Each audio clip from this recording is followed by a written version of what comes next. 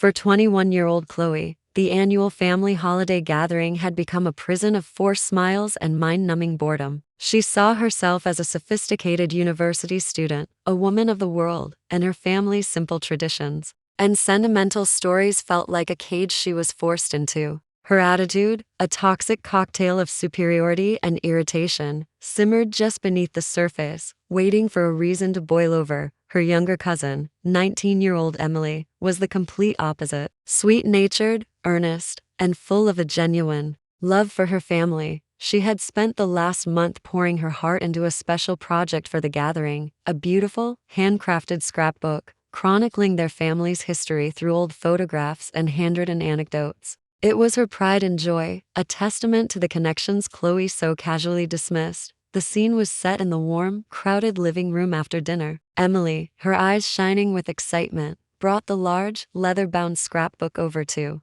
the coffee table where Chloe was sullenly texting her friends. "Chloe, look what I made," Emily said, her voice full of pride. She opened the book to a page dedicated to their shared childhood. "Remember this? At the lake house? You were so little." Chloe glanced down, a look of profound annoyance on her face. To her, this was not a sweet memory. It was an embarrassing exhibition of a past she had worked hard to outgrow. "Yeah, I remember," she said, her voice flat, not looking up from her phone. Undeterred, Emily turned the page. "Oh, and this one. This is my favorite." She pointed to a slightly goofy, awkward school photo of Chloe from middle school. "You were so cute. Look at your braces." That was the spark. To be confronted with her awkward past, to be called cute like a child in front of her family, all while she was trying to project an aura of sophisticated maturity, it was more than her fragile ego could handle. A cold, deliberate rage washed over Chloe. The simmering irritation boiled over into pure, calculated contempt. She looked at her cousin's innocent, smiling face, then at the treasured scrapbook, and she made a decision.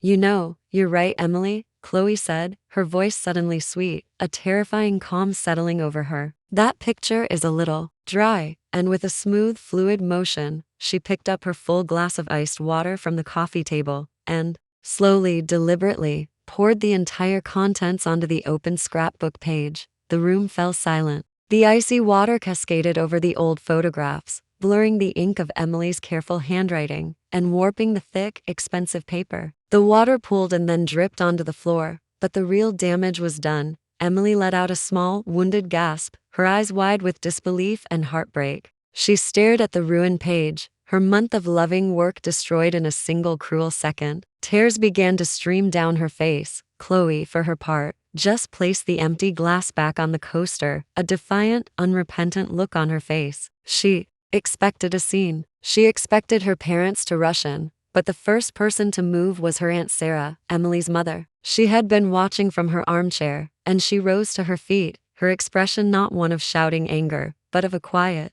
lethal fury that was far more terrifying. She walked over, knelt beside her weeping daughter to assess the damage, and then stood up and looked at her niece. "Chloe," she said, her voice dangerously calm and quiet, "you and I are going to have a talk. In the guest room, now."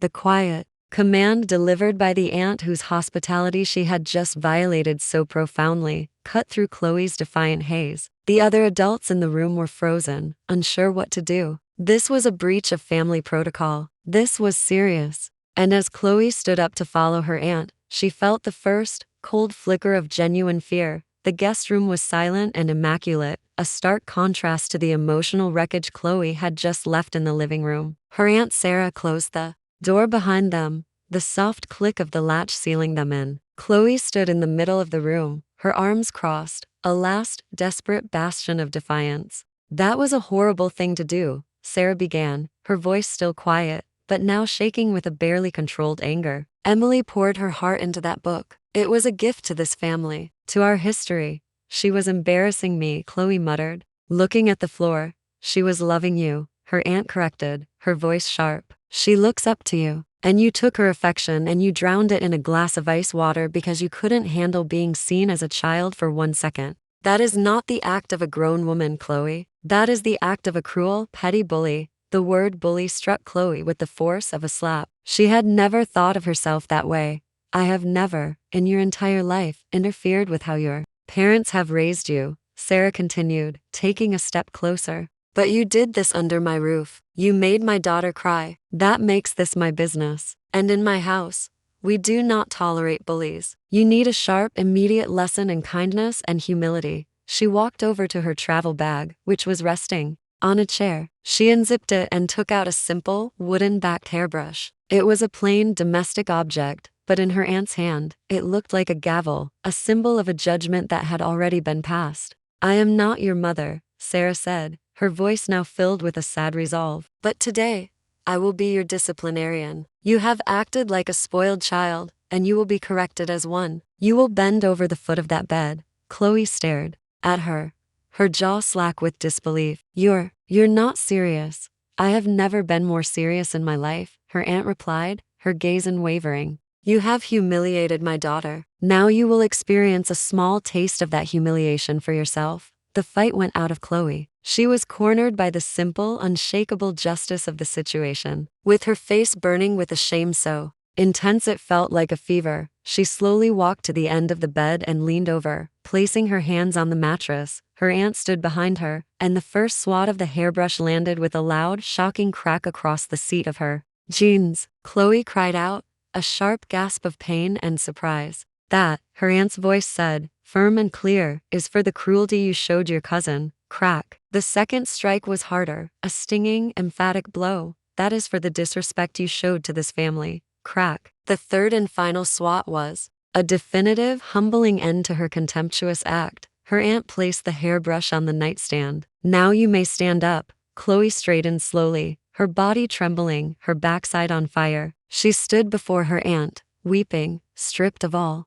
her sophisticated, worldly airs. Your punishment is not over, Sarah said, her voice softening slightly. First, you will go back out there, and you will apologize to Emily in front of everyone you just embarrassed her in front of. Then, for the rest of this holiday, you will be her assistant. You will spend every hour you are not sleeping helping her to salvage what is left of that book. You will learn, up close, the value of the thing you so carelessly destroyed. The apology was agonizing. Standing before the whole family, Chloe stammered out her regret to her still crying cousin. The rest of the weekend was a blur of humbling servitude. She spent hours with Emily at the dining room table, carefully using paper towels to blot wet pages and a hairdryer on a low setting to dry cherished photographs. Some were lost forever, their ink blurred into watercolor ghosts, and as they worked, Emily, with her boundless, gentle heart, began to talk to her again, telling her the stories behind the photos. Chloe, for the first time, listened. She learned, on the last day of her visit, as she was packing to leave, she gave Emily a long, genuine hug. I am so sorry for what I did, she whispered. Emily hugged her back. I know, she said. I forgive you. Chloe had arrived at her family's home feeling cool, superior, and untouchable. She left feeling humbled, regretful, but also, strangely, lighter. She had learned that contempt leaves an ugly stain, one that can only be washed away by a firm lesson in humility and the slow, difficult, and beautiful work of making amends.